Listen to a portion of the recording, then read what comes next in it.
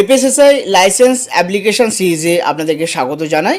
এপিএসএসআই licence application করার সময় প্রয়োজনীয় যতগুলো ডকুমেন্ট আছে, রেলেভেন্ট যত ডকুমেন্ট, সেগুলো যদি আপনি সঠিকভাবে কমপ্লাই না করে থাকেন তাহলে আপনার কাছে একটি ভিভার্ট আসে। ভিভার্ট মানে যা বাংলা কথা হলো আপনার অ্যাপ্লিকেশানটাকে ফেরত পাঠানো বা সেন্ড ব্যাক করা হয় কারেকশান করার জন্য।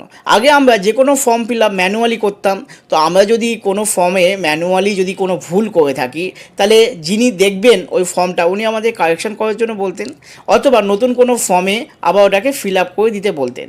তো অনলাইন যেহেতু ফ্যাসাই ফসকস পোর্টালে হয়, তো এইভাবে তো মানে অ্যাপ্লিকেশান কারেকশান তো করা যাবে না, আপনাকে অনলাইনেই অ্যান্সারটা দিতে হবে।